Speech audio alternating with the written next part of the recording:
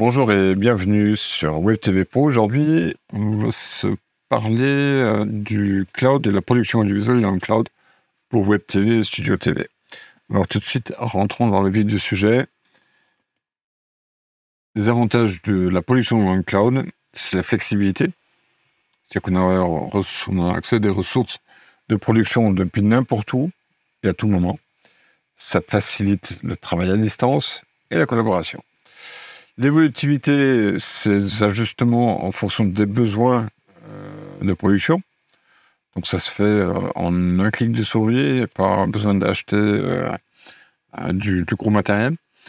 Donc c'est un coût-efficacité qui est quand même très intéressant, c'est-à-dire qu'on n'a vraiment pas besoin d'acheter ce gros matériel. Et puis on paye uniquement à l'usage. Et puis on bénéficie aussi de toutes sortes d'innovations en fonction des logiciels ou des solutions utilisées dans le cloud. Ces mises à jour sont quasiment automatiques. Je l'ai vu notamment chez Grass Valley, où les mises à jour se font très régulièrement. Elles sont accessibles facilement, et puis il suffit d'activer une mise à jour, et tout de suite elle est disponible. Les solutions de production dans le cloud, c'est la plateforme de gestion de contenu. On centralise et organise tous les médias, ce qui facilite le workflow. En fonction des outils qu'on utilise dans le cloud, justement, on a tout à un seul endroit, et finalement, c'est quand même assez intéressant. Les outils de montage en ligne, alors que ce soit du montage on va dire classique, mais aussi sur la production en direct, tel qu'on l'entend, avec des mélangeurs, avec des playouts, etc. Tout ça se fait en ligne, donc finalement, on a besoin de très peu d'applicatifs locaux, ce qui réduit encore les coûts et facilite la maintenance globalement. Et puis, il y a des capacités de mixage professionnel, que ce soit au niveau audio, mais aussi vidéo, qui permettent vraiment une collaboration en quasi temps réel. Il y a toujours une petite latence, qui est relativement courte, qu'il y a entre le moment où vous agissez et puis le moment où ça se produit effectivement. Et puis, la diffusion en streaming, c'est-à-dire que tout l'encodage se fait sur des serveurs dont qui sont financièrement quasiment inaccessibles. Et là, vous bénéficiez vraiment de tout l'intérêt du cloud. Le streaming que vous avez dans le cloud est très différent de ce qu'on peut avoir à la maison, au bureau ou dans un studio classique. Les défis techniques, c'est la bande passante. Il faut avoir une connexion stable, rapide.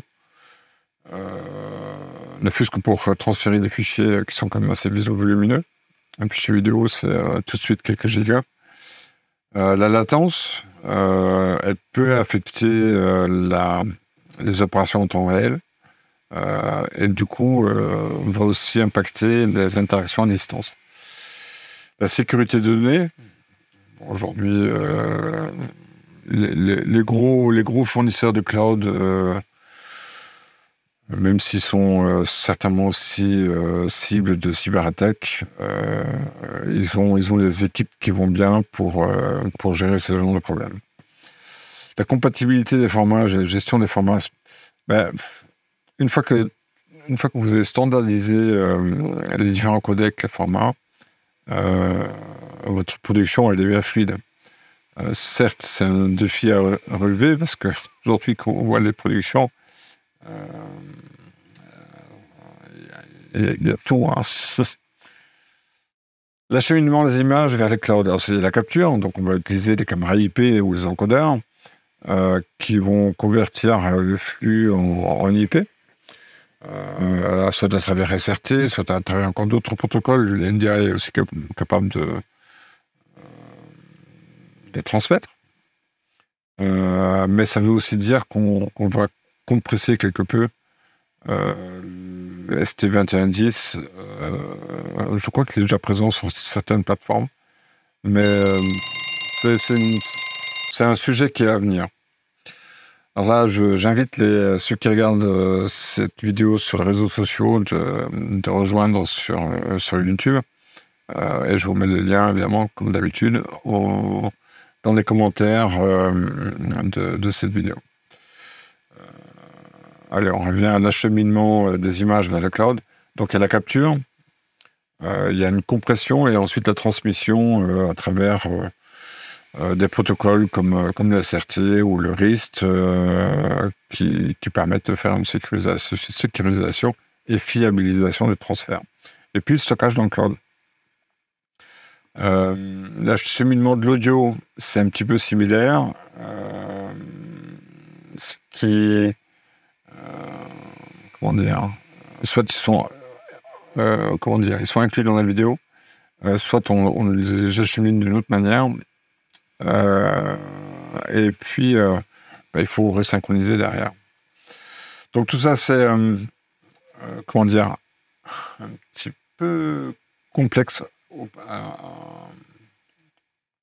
comment dire, en apparence, mais globalement, si vous reconnaissez les SRT, sur les SRT, vous avez de l'audio que vous pouvez envoyer. Ça nécessite évidemment un pré-traitement en studio, mais bon, une fois que ça c'est fait, le tout se synchronise à la réception dans le cloud également. Mélange et mixage dans le cloud. Alors, il y a les mélangeurs virtuels dans lesquels on accède à travers des interfaces d'un navigateur, par exemple. Ça peut être aussi des applications qu'on va télécharger, qui vont optimiser encore comment dire, vos actions chez vous et l'action réelle sur les mélangeurs dans le cloud. Et globalement, on est aujourd'hui sur un degré de latence qui est quasiment nul sur ce genre d'application. Et ça fonctionne plutôt bien. Moi, les essais que j'ai pu faire, les tests, c'était plutôt très pertinent. Le traitement se fait en temps réel.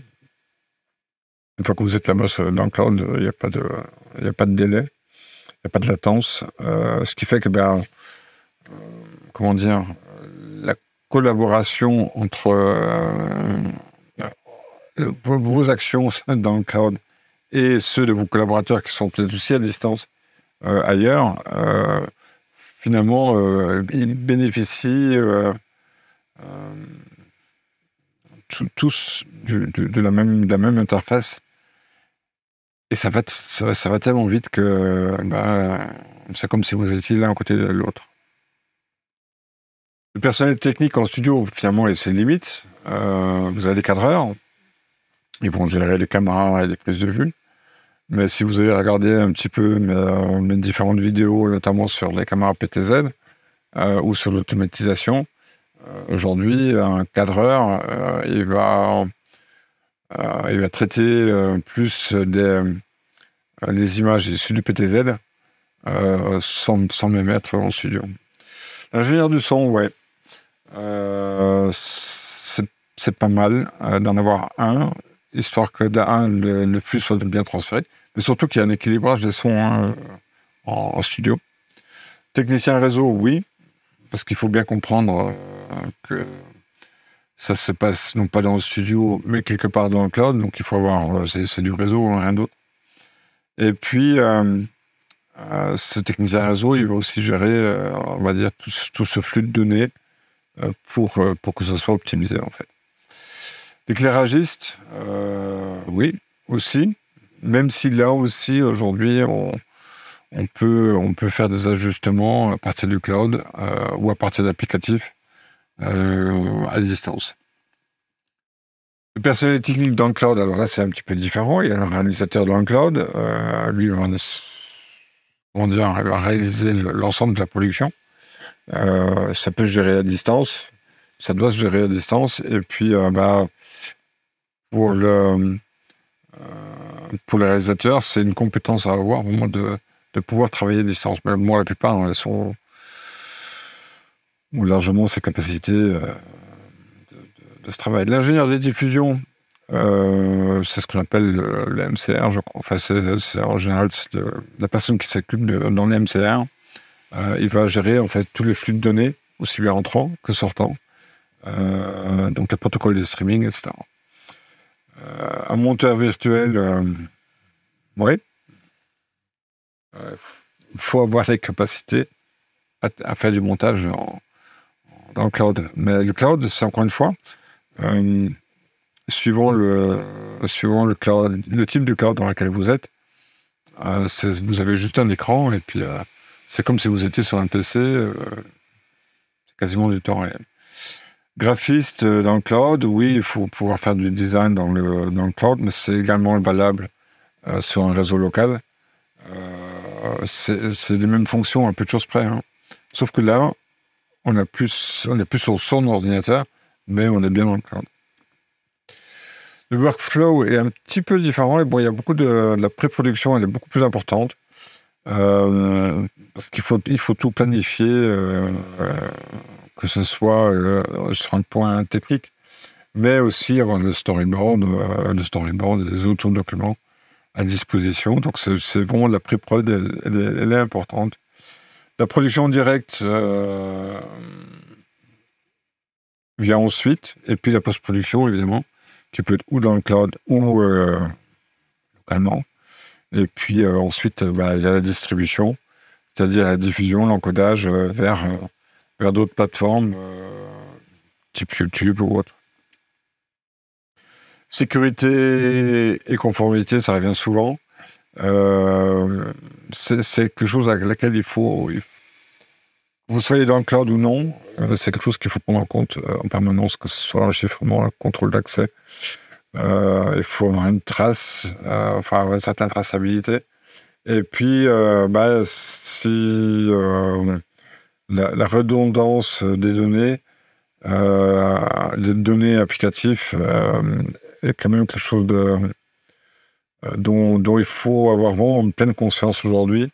C'est-à-dire quand on fait une sauvegarde, il faut qu'elle soit normalement stockée dans un autre local. Et quand on les fait. Donc il y a des paramètres à mettre en place, que ce soit dans le cloud ou ailleurs, dont il faut bien prendre les dispositions. La gestion de qualité, le monitoring en temps réel. Oui, il faut tout le temps. Comme sur le paramètre, sur les paramètres SRT, il faut avoir un vrai monitoring pour pouvoir justement agir en temps réel et ajuster votre boulot au niveau réalisation, au niveau montage, etc. Le test AB en fonction des configurations, en fonction des retours d'audience. Ça, c'est le b.a.-ba qu'on peut trouver dans le streaming.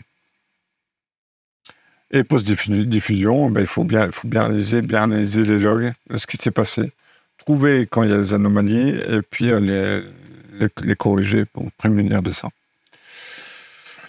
L'intégration des réseaux sociaux. Alors, il y a un truc qui me paraît quand même très intéressant. Il faut avoir, suivant l'applicatif que vous utilisez dans le cloud, pouvoir récupérer ce qui se dit dans le public, hein, dans la diffusion, et pouvoir les récupérer en temps réel. Donc c'est un petit peu ça, ces intégrations qui servent aussi à faire des sondages, des questions-réponses, etc. La diffusion multiplateforme, en général, on n'en voit pas sur un seul réseau, mais sur plusieurs. Donc il faut adapter peut-être aussi les différents formats, parce qu'ils ne sont pas tous les mêmes s'ils sont très approchants. Même si les différentes plateformes également, même si elles ont leur particularité, elles réadaptent le flux quasiment en temps réel. Quand vous voyez les data centers d'un YouTube, d'un Facebook ou un Twitch, et puis analyser le contenu en fonction de l'impact qu'il génère, en fonction des réactions, en fonction de... c'est une statistique classique. La gestion des ressources dans le cloud, alors ça c'est quelque chose à bien prendre conscience. Tout ça est dynamique. Si vous augmentez votre puissance, ben, il faut du coup allouer d'autres ressources. Alors c'est immédiat, mais le coût il est immédiat aussi. Donc c'est tout ça, ça fait partie d'études que vous devez mener. Il faut être relativement prudent avec, parce que la facture elle peut vite grimper, hein. Donc tout ça c'est à mettre en place. Dans les ressources de cloud, il y a aussi, on peut aussi automatiser évidemment à travers des scripts pour comment dire, limiter au maximum les interventions manuelles dont on peut peut-être les oublier. Formation et adaptation du personnel, oui. Le cloud, ça nécessite de formation pour être vraiment bien conscient de ce qui se passe, de ce que vous payez, et à partir de là, des logiciels que vous utilisez. Que ce soit comme moi un vMix dans le cloud, bon, pour moi ça n'a pas grand sens, mais ça fonctionne. Mais est-ce que c'est rentable? C'est notre paire de manches. Donc vous pouvez évaluer ses compétences dans le cloud, faire des formations. Donc il y a des très bonnes formations qui existent ici et là, avec un focus sur les technologies audiovisuelles du coup. Ça c'est quelque chose à mettre en place, vraiment ces formations-là. Et puis, quand vous envisagez de passer au cloud, prenez une période de transition dans laquelle vous faites une partie cloud et une partie non cloud, ce qui permet de d'y aller progressivement et d'évaluer du coup en continu cette transition. Bon, il y a d'autres éléments, comme dans un playout, par exemple, c'est utiliser l'intelligence artificielle pour faire un tagage automatique des vidéos, créer des index, et puis des liens contextuels que vous allez réutiliser dans votre production. Donc, vous utilisez dans le cloud, vous utilisez une puissance qui est décuplée par rapport à ce que vous pourriez avoir localement. Le défi de la latence, c'est souvent les distances physiques. C'est aussi quelque chose à tenir compte. Que vous ayez un serveur, si vous êtes en Europe, d'avoir un serveur cloud en Europe, plutôt qu'aux États-Unis ou en Asie. Même si c'est peut-être moins cher, mais il vaut mieux l'avoir ici parce que finalement, vous risquez une latence supplémentaire. Et puis, bon, il peut y avoir des congestions sur intercontinent qu'il faut bien tenir compte.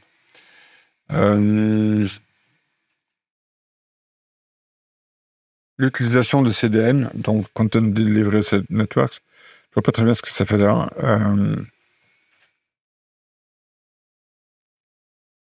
Bref, pour moi, c'est vraiment la latence, elle est, même si elle est très faible aujourd'hui, elle est en dessous d'une seconde, hein, elle existe. Une fois qu'on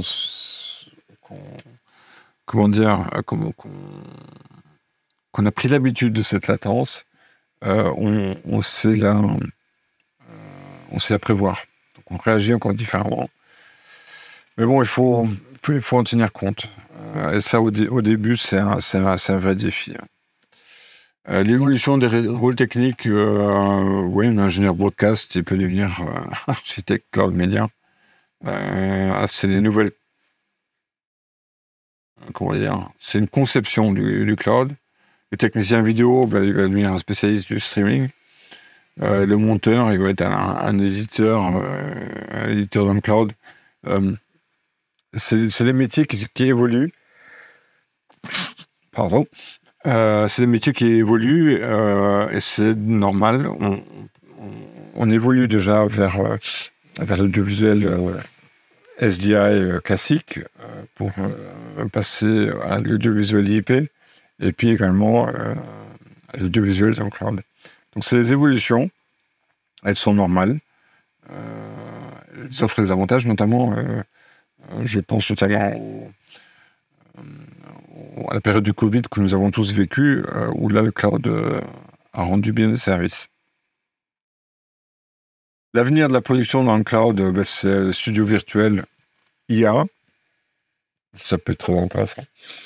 C'est la 5G et l'edge computing, donc là, pour réduire encore drastiquement la latence et faire la production en direct, mais dans le cloud.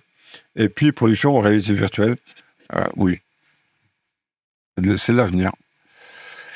Globalement, le cloud, ça donne beaucoup de flexibilité aux usagers usagers de production qui le font.